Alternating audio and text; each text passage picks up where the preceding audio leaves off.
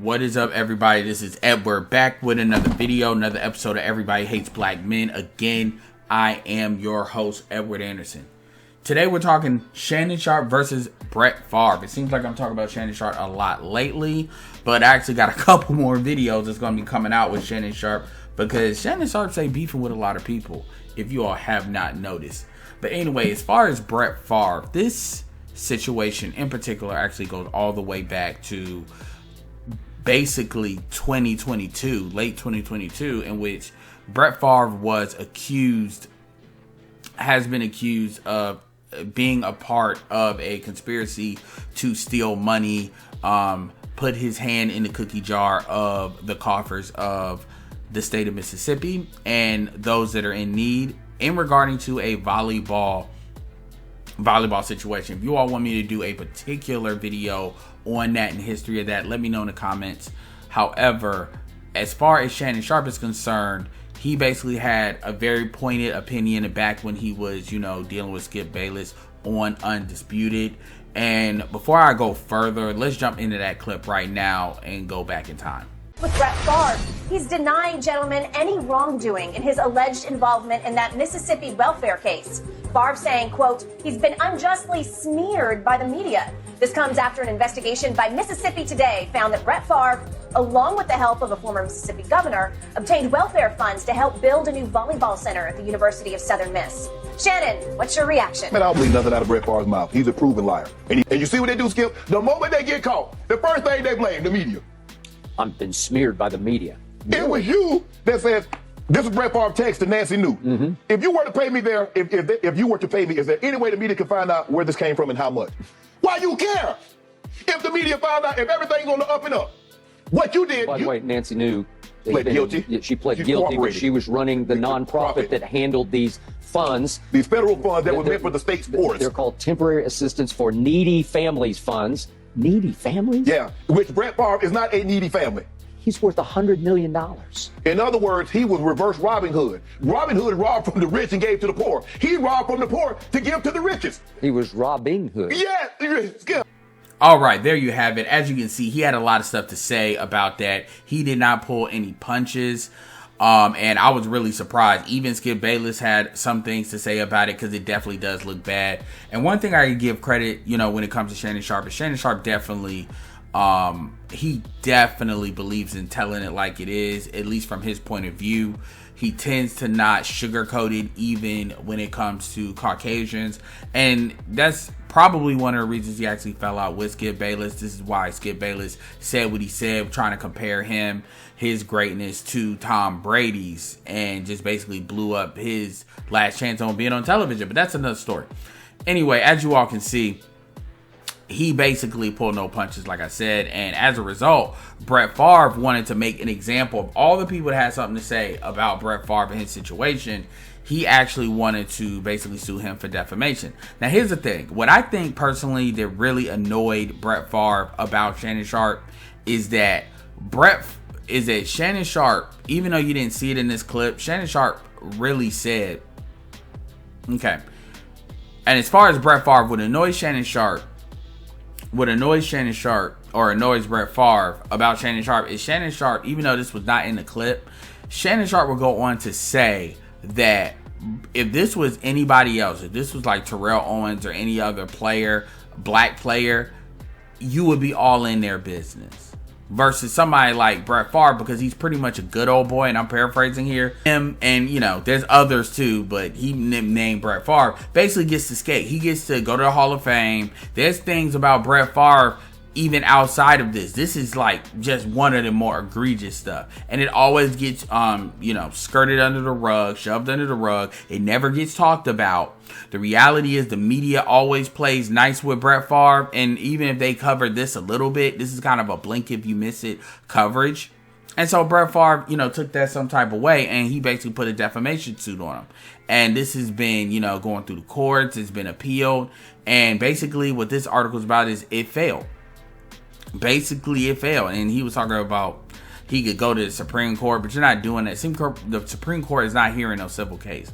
But it basically failed, and we're going to go through this article right now on it failing. So, basically, From Sportico, Sharpe defeated Favre, opens the door to other similar hot takes. And Sharpe's defeat of Brett Favre defamation lawsuit at the U.S. Court of Appeals for the Fifth Circuit. So this has been around for a minute. This is not just the first run through. Last week is good news for the sports commentators who lack legal backgrounds but who like to, opine on legal controversies. Even if those commentators use words and phrases that are inaccurate and reputationally damaging, FARVE v. Sharpe indicates that the commentators is on a solid legal footing so long as they rely on published news reports. Crucial to Sharpe's victory was his reliance on a Mississippi Today article published in 2022. The article detailed the Mississippi Department of Human Services suing Favre and numerous others for unlawful payments, conspiracy, and related accusations. The defendants allegedly diverted federal temporary assistance for needy families, funds for illegal purposes. The article contained in Favre's text messages regarding funding for a new volleyball facility at his alma mater, the University of Southern Mississippi. Yeah, that's some real egregious stuff. I mean, at the end of the day, man, Favre has $100 million. He's worth $100 million. Favre, it's not like Favre is not getting any kind of endorsements. It's not like he's not bringing any money. This was absolutely unnecessary. This was basically a lick. It was an easy lick. Nobody was supposed to know. And truth be told, a lot of these things happen all the time. Let's see what Shannon Sharpe actually has to say about this response, and this outcome on his show with Ocho Cinco. They said Mr. Sharpe offered strong opinions based on things that were reported. That's fact. And that's not defamation. Right. So hopefully, look, there's a chance he tries to throw a Hail Mary and take it to the Supreme Court. Who knows? Maybe his job is but I was never going back down.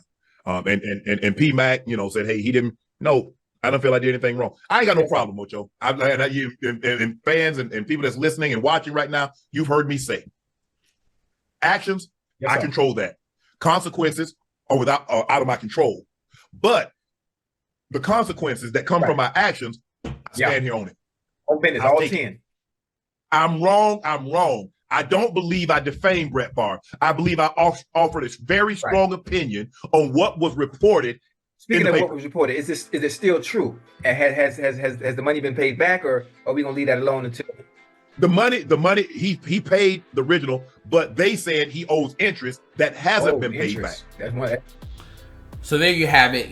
That's his response, and I don't need to go through like this whole article. Basically, what it says is Sharpe was speaking on an article by a legitimate publication, and he gave strong opinions on the facts of what was going on, which was fact was he was sued. Fact was this is egregious. And you have to put it in context that there was text messages. So this is not like conjecture. This is text messages. It's pretty much evidence right there that's out there. And Favre has ended up having to pay it back, as Sharpe said. My point of this is I applaud Shannon Sharpe for basically pointing this out, because if nobody points this out because people are afraid to, then they're just going to keep doing it. I don't have a particular issue with Brett Favre, but the reality is Brett Favre has definitely gotten favorable coverage. This is a couple of things Brett Favre's actually done. He's actually been involved at, some sexual scandals, some low-level ones that they just swept under the rug, the media, because obviously, when you have the complexion for protection, and let's just tell it like it is, they're not going to really throw you under the bus unless they absolutely have to, and it's absolutely obvious. Favre got his hand caught in a cookie jar. If Favre really didn't think he did anything wrong, Favre wouldn't have paid that money back. And quite frankly, they want the interest, and they should get the interest. I don't know why he just paid the money back. He should have paid interest, and quite frankly, in my opinion, he should have gave a donation. Basically, but again, he doesn't have to do these things because it's not like the media is going to hammer Favre.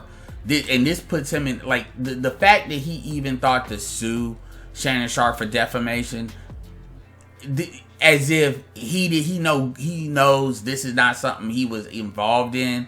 I mean, you got to really think about that. Like, you really got to think about that. And that is why, you know, black male media is important. This is why I support black male media. This is why you need black male media. You know, the good, the bad, the ugly. And I see a lot more good than bad. And this is why I like covering Shannon Sharpe. Definitely check out his show. You know, I think particularly his show with Ocho Cinco, the interviews, I don't watch as much.